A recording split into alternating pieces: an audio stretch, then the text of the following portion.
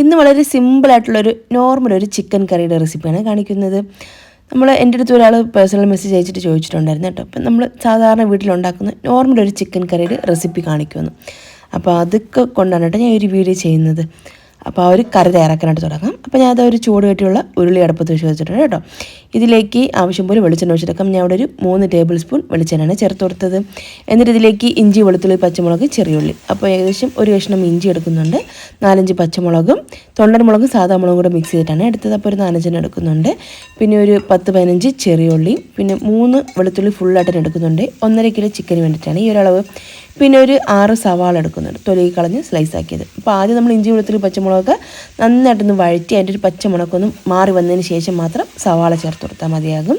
സവാളയും ചേർത്ത് സവാള നന്നായിട്ടൊന്ന് വഴണ്ടത് ഈ ഒരു ഭാഗം എത്തുന്നവരൊന്ന് വഴറ്റിയെടുക്കണം. ഈ ഒരു ടൈം എത്തിയതിന് ശേഷം മാത്രമേ നമ്മളതിലേക്ക് ചിക്കൻ ആഡ് ചെയ്യാൻ പാടുള്ളൂ. അപ്പോൾ നന്നായിട്ട് കഴുകി ക്ലീൻ ചെയ്ത് വെള്ളമൊക്കെ കളഞ്ഞ് വെച്ചിരിക്കുന്ന ചിക്കനാണ്. ഒരു 1.5 കിലോളം ചിക്കനുണ്ട്. അതും കൂടെ ചേർത്തിട്ട് നന്നായിട്ടൊന്ന് വഴറ്റിയെടുക്കാം. ആ ഒരു ചിക്കൻ്റെ ചെറുതായിട്ടൊന്ന് കളർ, ആ ഒരു പിങ്കിഷ് കളറൊന്ന് മാറി ഒന്ന് വൈറ്റായി വരുന്ന സമയത്ത് ഇതിലേക്ക് ആവശ്യത്തിന് ഉപ്പ് ചേർത്ത് കൊടുക്കാം. ചിക്കൻ കറിക്ക് ആവശ്യത്തിനുള്ള ഉപ്പും പിന്നെ ഒരു 1/2 ടീസ്പൂണോളം മഞ്ഞൾപ്പൊടിയും 3 ടേബിൾ സ്പൂൺ പെരിഞ്ജീരകപ്പൊടി, 2 tablespoon Kashmiri chilli powder, ഇത്രയും മസാലയാണ് ഇപ്പം ഞാൻ ചേർത്ത് കൊടുക്കുന്നത്. എന്നിട്ട് നമുക്കിതിലേക്ക് ഒരു 2 തൊട്ട് 2.5-3 കപ്പ് വരെയൊക്കെ ആകാം വെള്ളം ചേർത്ത് കൊടുക്കാം.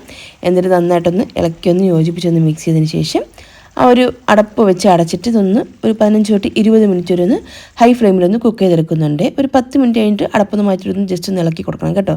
ചിലപ്പോൾ നമ്മൾ ഈ പൊടികളൊക്കെ ഇട്ടതുകൊണ്ട് തന്നെ അടിക്ക് പിടിക്കാനുള്ള ചാൻസ് ഉണ്ട്.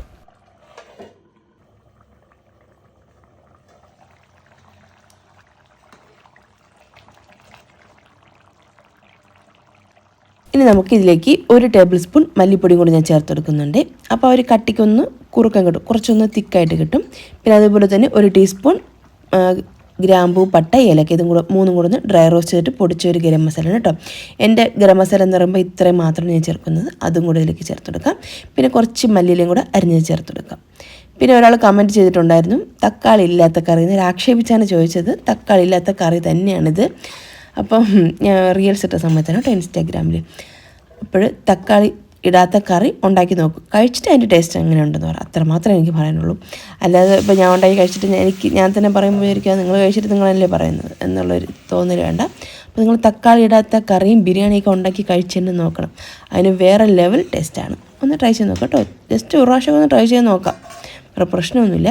അപ്പോൾ പിന്നെ ഞാൻ ചിക്കൻ ഫ്രൈ തയ്യാറാക്കാൻ വേണ്ടിയിട്ട് ഇത് നോർമൽ മസാല തന്നെയാണ്. അതൊന്ന് മാരിനേറ്റ് ചെയ്തിട്ട് അതൊന്ന് വളരെ കുറച്ച് ഓയിലൊന്ന് നന്നായിട്ടൊന്ന് ഡ്രൈ റോസ്റ്റ് ചെയ്തെടുക്കുന്നതാണ് കേട്ടോ. അപ്പോൾ ഈ ഒരു ചിക്കൻ കറി നന്നായിട്ടൊന്ന് തണുത്ത് വരുന്ന സമയത്ത് അതിൻ്റെ മുകളിൽ ഇതുപോലെ ഒന്ന് എണ്ണയൊക്കെ ഒന്ന് തെളിഞ്ഞ് നിൽക്കും. ഇതാണ് ആ ഒരു കറിയുടെ ആ ഒരു കറക്റ്റ് കൺസിസ്റ്റൻസി എന്ന് പറയുന്നത്. നമ്മുടെ ചിക്കൻ കറി റെഡി ആയിട്ടുണ്ട്. ചിക്കൻ ഫ്രൈ കൂടെ റെഡി ആയിക്കൊണ്ടിരിക്കുന്നു. അതുപോലെ തന്നെ ഞാൻ ഗീ റൈസും ഇതിനിടയ്ക്ക് ഞാൻ തയ്യാറാക്കിയിട്ടുണ്ടായിരുന്നേ. നോർമലി ഇതിൻ്റെയൊക്കെ വീഡിയോ ഞാൻ നേരത്തെ ഒരുപാട് തവണ നമ്മുടെ പേജിൽ ഞാൻ അപ്ലോഡ് ചെയ്തിട്ടുണ്ടായിരുന്നേ. അപ്പോൾ ആവശ്യമുള്ളവരൊന്ന് വേണമെങ്കിൽ ഒന്ന് കണ്ടു നോക്കാം കേട്ടോ, ആവശ്യമുണ്ടെങ്കിൽ.